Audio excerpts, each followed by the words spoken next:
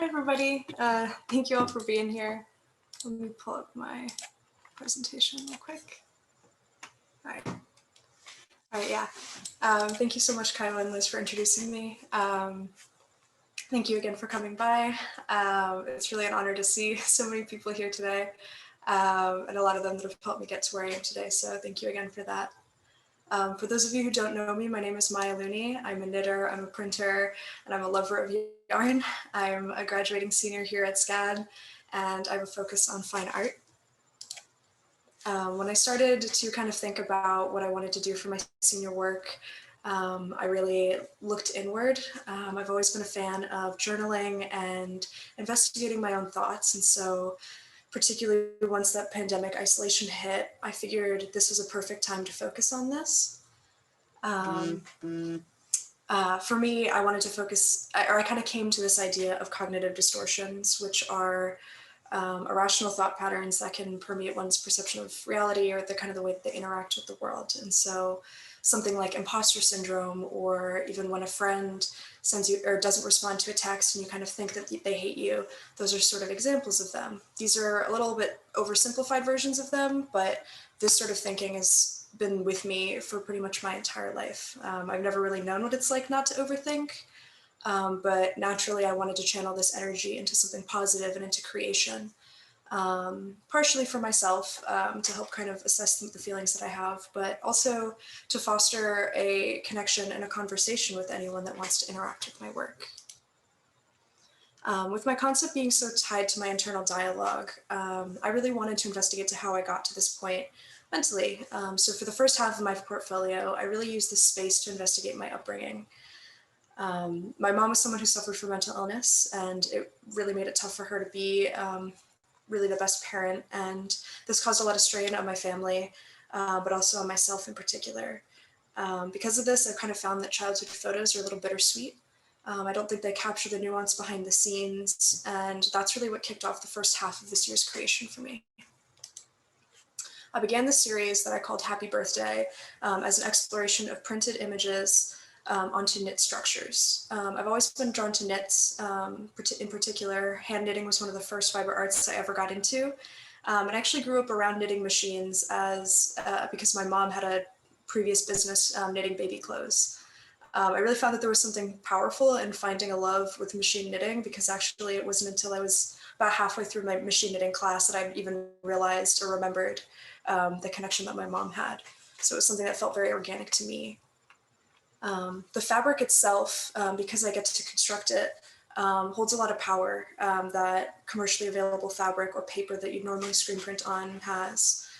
Because I make the fabric myself, I'm in full control of how I alter it or keep it the same. So for this example, I printed an image and I unraveled half of it and then reknit it back into the final piece. And this physical act of distorting the fabric harkens back to the idea of me breaking down any misconceived notions that I have or others have of myself or my family.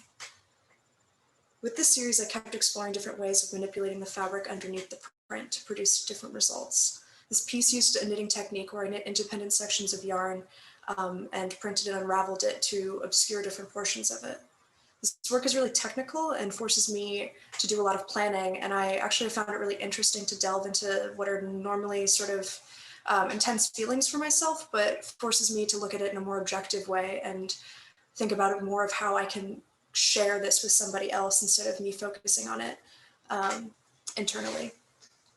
And I really want to invite the viewer to empathize with me and investigate for themselves what someone might be going through. And so with my past work and with Happy Birthday, I was able to explore and refine my knit structure manipulations. And my sort of next gravitation was to really refine my printmaking process. So I focused on what felt natural to me, which was upping the scale and printing in multiple colors. So this is sort of an example of 3 out of the 4 of a CMYK print. So a cyan, magenta, yellow, black. This is what standard printers do. If you ever see Roy Lichtenstein, his work, has the halftone, has the little dots. And so between the density and diameter of each dot creates a tone that you can view, and when split into these 4 channels, optically mixes and creates a photographic image. For this project, I did a triptych, and so I set up each knitted panel identically. I printed the cyan layer absolutely the same, but I really wanted to respond to the material and to respond to the printing process to have each one create a very different outcome. For this one in particular, I knit my cyan layer, I unraveled it, I printed magenta, unraveled it, printed, etc., etc. And like I said, in the end, I come up with 3 very distinct outcomes. So that one on the left is the one I previously described, and leaving one layer, that black layer, intentionally intact creates this sort of ethereal ghost-like effect. The one in the center acts sort of as a control, but still maintains some of that. Oh, sorry, my cat stepped on my screen.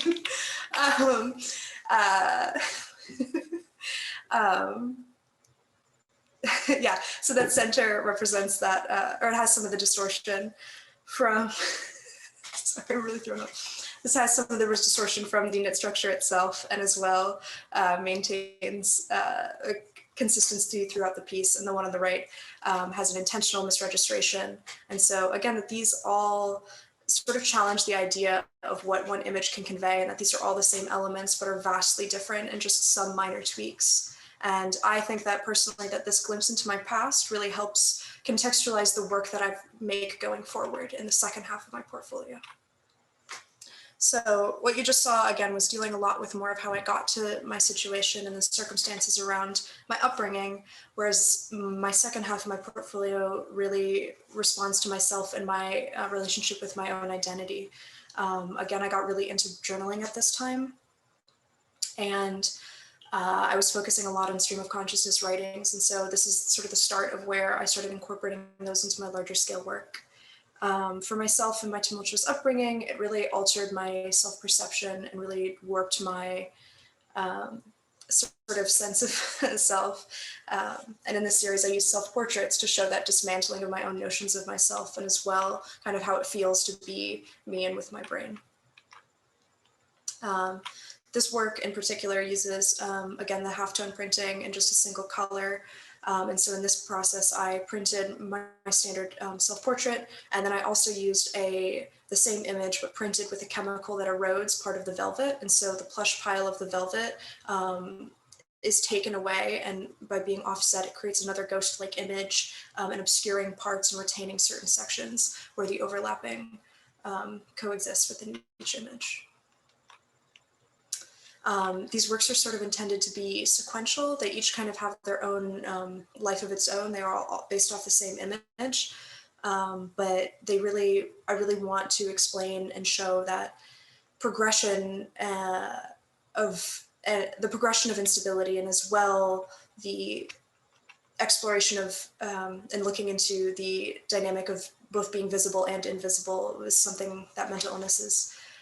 That's something that you have to kind of deal with as someone who faces mental illness. And so, yeah, so the sequential piece exists as 5 panels, and again, takes you through that process. These topics, for me, I think are really still taboo, and my work acts as a way to break down those barriers. I think that it's a call for radical empathy and to fight back on any preconceived notions of yourself and others, and asks really everyone that views it to look closely at both this work, and to kind of take that with you and investigate and really empathize with those around you. And so through this process, I'm working to facilitate these conversations. It's led me to learn a lot more about myself. Like I said, my journaling practice and collaging has been a way that I've been able to convey the inside on the outside, and has led me to really challenge my own notions of my cognitive distortions. And so with my stream of consciousness writings that I've investigated with my journaling, I found that this is where I can find my truest emotions. In this piece entitled 7 Years Down the Drain, or Giving Up the Sublime, I take a private part of myself and share it with the world. This work exists in 2 parts, first being text on knit, embedded into the structure itself, and as well a hanging acrylic piece that is etched, and etched with an image placed in front.